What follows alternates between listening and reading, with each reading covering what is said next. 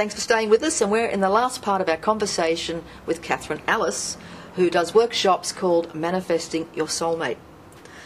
The soulmate issue again. Do soulmates always have to have a romantic connection? Twin souls do, and certainly that's what I specialize in, because it's something we all seem to want and are kind of pre-programmed to go into.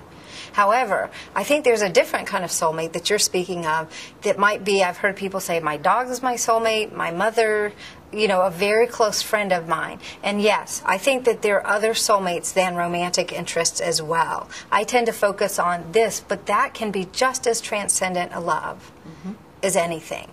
And that deep, and the only problem comes if you have a friend and you're projecting all these romantic thoughts on them and they're not there with it. I think that's not a twin soul, and that you would have a twin soul. Mostly I see that when you're with your twin soul, you get to keep that friend too, and you all become great buddies together. So it's kind of like a soul group. A soul group, yeah. Yes. Yeah. And I do think that the soulmate, the twin soul idea, is opening us up to the oneness that is really the truth of our being. And that I see a phenomenon of people coming together with their twin soul, and then suddenly the whole world opens up. Their career, every single area goes well, and they have more good friends, and they feel love everywhere they go. Strangers are just new family to meet. And so it's a portal, I think, into the unconditional love, which I feel is the energy that runs the universe. Okay. Somebody watching this, and they haven't been in a relationship for a number of years, and they're going, great, hear what you're saying, what do I do to manifest my soulmate? What's some practical step-by-step advice you can give? Well, hopefully watching this show is a great first step, because I would hope that people who are listening are getting hope, even if they haven't had hope, that they do get love after all. And that's the first step in my book, is just start believing somehow that you have a soulmate, even if you've been alone for a while. And those are people who often benefit from my work and find love, or people who've been alone for a long time and feel, okay, I'm too set in my ways, I can never live with anybody. I make them release that idea and understand their soulmate is someone who fits nicely into their life. And many soulmates have unconventional relationships where, one example I say in the book is a couple who bought side-by-side condos because he was allergic to her cat. And so they take turns visiting each other, and she spends the night at his place, and it works out perfectly. And another couple who actually have separate homes, and they're married, and it works for them. So there are different ways of being together, and will be the right one that suits you, whatever your personality. So if they can start getting hope, if they can release any things they've said, like this, like, oh, I could never live with anybody, I'm too set in my ways, release that idea and imagine that their soulmate's going to be someone who fits nicely into their life. That's a good start right there. If people haven't dated in a while, I ask them to go take hip-hop, go take belly dancing lessons, go dancing often, bone up on their flirting, do something to open back their sexual energy. Because as a self-preservation measure, people kind of shut down that way. And many people have told me, oh, I think my libido has gone and died. And I ask them not to be, crazy or promiscuous or anything like that, but to at least open the channel back up in some way that feels comfortable. And some people actually go as far as have a fling with someone who's not going to be their soulmate, but just to enjoy being close with someone again. And anything like that, just to make sure they're open that way, because that is necessary. And if you don't flirt with anybody else, by heavens, I hope you flirt with your soulmate, because you want to have a good sexual energy with them. So basically, one size does not fit all as far as the characteristics or the dynamics of twin flames. It is all completely organic. And that's why any book you've ever read that says, if you don't do it just this way, you won't get love, is phony baloney. Because I will go find you 100 examples of people who didn't do it just this way and got love anyway.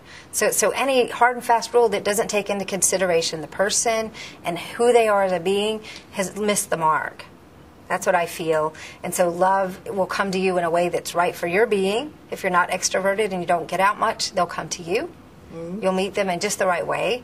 So when I was speaking at a bookstore, I'm sure there were lots of introverts there, and I told them, love may land right at your doorstep. It may fall in your lap at home, which has happened. So, yeah. Can you give a couple of examples that are really kind of out there, of people finding their soul flame, their soulmate? Well, one of them is just all the people who've met at home. And so one lady was, she lived upstairs, and her neighbor downstairs, she always thought he was awfully handsome. Meanwhile, she was dating, and he was kind of shy, and he kept looking and seeing all these dates come to pick her up. And he desperately wanted to be one of them. And they would run into each other in the parking lot and various places, and eventually they did get together. So the best thing for her love life and his was to stay home. And the lady who met a man, she lived up on a high rise, and there was a man out her window repairing an electrical thing. And they bonded, on her balcony, and they ended up together. Okay. What about some more unconventional examples of soulmates being together? You mentioned the ones with twin condos, and what's some... Because I guess when we hear, twin flames, or we think two people living under the same roof, right? In that certain dynamic. What would be some examples of soulmates that haven't gone into that conventional conventional way? Things like people who don't have children, and that's okay these days, much more so. There's not as much pressure, I think. People who live in different cities or who travel together and don't even have a home, because they're so busy traveling. Certainly people who are completely diametrically opposed politically. There are many, including, we call him the Governator, Arnold Schwarzenegger and Maria Shriver. They are of different political parties. And we have, I know, at least in the U.S., many examples of that. And they work it out. They don't focus on that. They don't focus on their differences. They're too busy loving each other and loving their families if they have families. And so yes, I think almost anything can be worked out.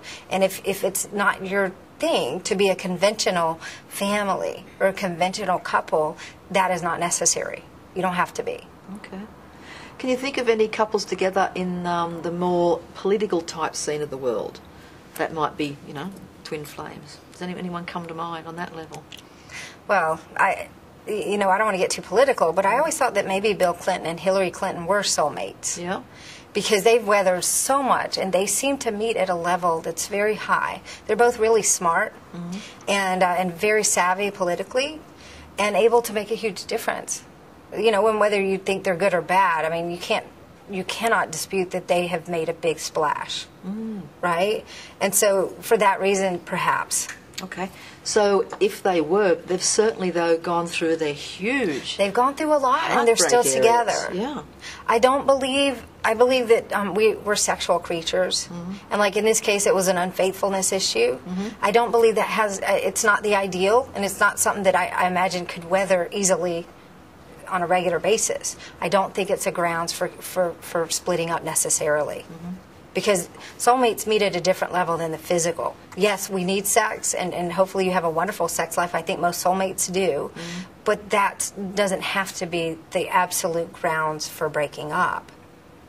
Okay, well, there's another issue then if someone's watching this and they think they're with their twin flame and there has been one of them in an affair and the other one is feeling very, very hurt and, betrayed, yada yada, and the one that was in the affair is, really sorry. And what advice would you share with them at this moment in time? I would say that the tone of the entire relationship must be considered before you let one act or one lapse ruin the whole thing. Don't toss the baby out with the bathwater. If the tone of the relationship, and let's take Bill and Hillary Clinton, if they have such a best friends relationship, such a close tie, and he had this lapse, but the whole tone of the relationship is one of supportiveness and love and deep meeting, then that would take precedence. Forgiveness has to be practiced because none of us are perfect. And we all have our moments. Cast the first stone kind of thing.